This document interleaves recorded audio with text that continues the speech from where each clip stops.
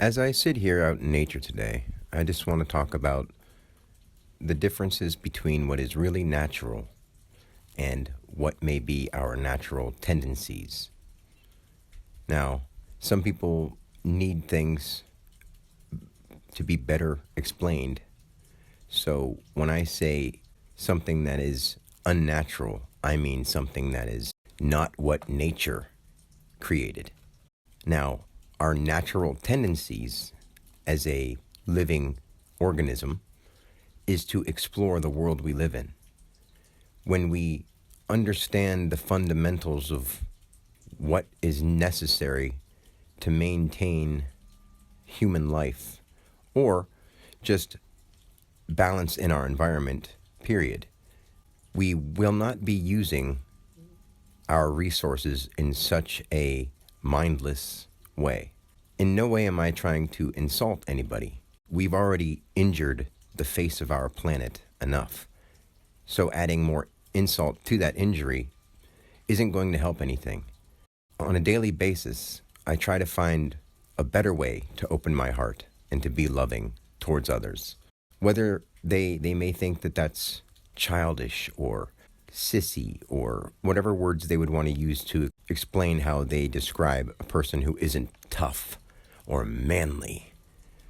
This has nothing to do with risking your life or having to do anything heroic or overly brave.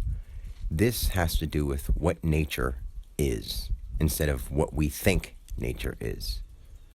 Now, I would have this on a video where I'm on the camera live, but as I sit here looking out at nature, there's nothing but snowmobile tracks all over.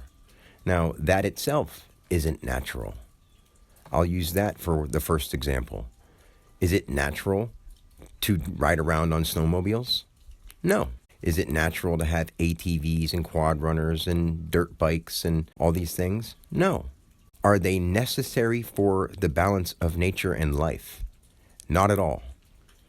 In fact, there are a lot of people who are awakening and coming to understand the universe is really alive. The world is really alive. We really are sharing a living essence within each one of us.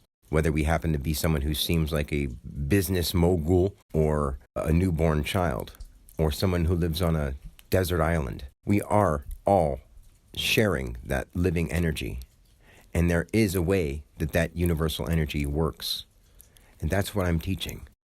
When I look around and I see nature that is so beautiful, and I see nothing but mud pits and dirty trails from at least 100 passes of snowmobiles, I'm not mad at the people who ride snowmobiles. They want to do something to have fun. That's fine. This is like just a very small example. But those are not natural. If it happened to be the case, of course it isn't, but if it happened to be the case that people had to give up their extra luxuries and their extra side things like their motocross and their snowmobiles and their ATVs, would they be able to do it if it meant to save the planet? That's a silly little issue because it's not really much of an issue. There's so many more things to worry about that are at a much higher spectrum of priority than snowmobiles. Now, I'm just saying the way that we run factories and all these different things that are out in the world that are actually not contributing, but taking from. Big business and industries, big agriculture, those things are taking away from our environment. They're not adding to it. They may be adding something in the aspect of a product, but they're not adding to its fruition and its growth. It's actually contributing majorly to its downfall and its demise. And if we want nature to be at a balance, at a natural balance, it's actually required that we take steps back on what we're allowing to be done. Now, when I teach the word, it is true that everyone is in the place they're supposed to be, whether they want to understand it or not. No matter what character they chose to be incarnated as this time in our life. That doesn't mean that my heart doesn't go out to those suffering, because it does. The only way we can help them is to improve the whole so the whole understands what we're doing. And that seems almost impossible to do when there's so many people and so many things. But can you start with yourself and simplify the life you live and remove the things that are unnecessary. That includes the things that you love for your taste pleasure.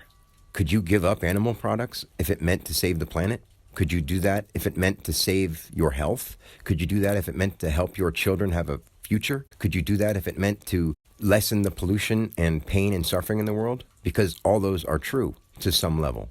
Not the way people blow it out of proportion and have things like climate control and the climate crisis and the world is going to die if we don't stop doing this. No, it's not. The world will continue. But humanity may not be given the chance to continue if we don't do something, and soon. It's getting windy out here, and I apologize if the microphone gets a lot of blowing sounds, but I'm trying to sit where the wind is behind me. But I can hear everything whipping around, so I'll try to cut this recording pretty short here. But when it comes to what is natural, something that you can grow that replenishes itself faster in a more natural way is healthier for you than something that you had to breed, something that you had to manufacture, something that you had to refine or process. Of course, those aren't natural. Breeding something on purpose isn't natural. It may be a natural tendency that we've passed down, but if you do start to understand what is truly natural and how we fix this problem that we've created, or we as humanity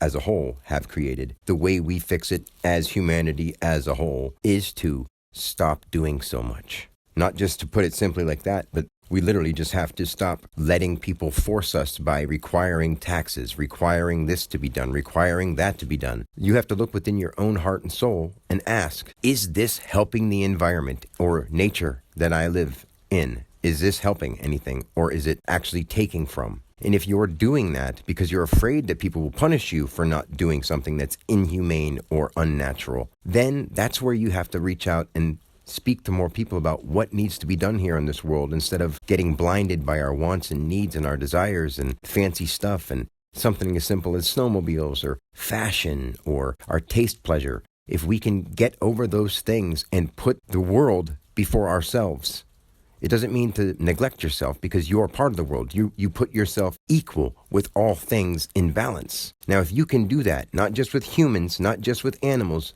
but with nature itself, you'll start to understand and be able to really take in what I'm about to start teaching people. Because talking about just numbers and letters and showing people how it works doesn't seem to be getting anything done, and nobody's sharing it because they themselves haven't taken the time to learn it. So I'm still going to continue doing that because it's important and it's crucial that people understand what's going on and how it works so they can use it properly. But I'm going to try to make more videos that are into deeper subjects without getting concerned, because as a human being, as an enlightened being, at the same time, I do care about what's going on in the world. You don't just have no emotions once you're enlightened. You don't just live in bliss. You live with the world around you, and you don't just accept it and go, to show love is to accept the diversity of profanity and inhumanity and love it all the same. There's a part of you that does that because you understand how it got to the place it's at. But there's also a part of you that works towards restoring that balance and removing that suffering. And once you can see the point of what you're doing here, you'll start doing it. You won't worry about all this extra stuff, and you won't get too caught in all the different stories and the witchcraft and the horrors and the past. And that stuff will help you learn to a certain point. But if you aren't here now in the present, then you'll never understand the gift you're given. That's going to be all for this recording. Until next time, God bless.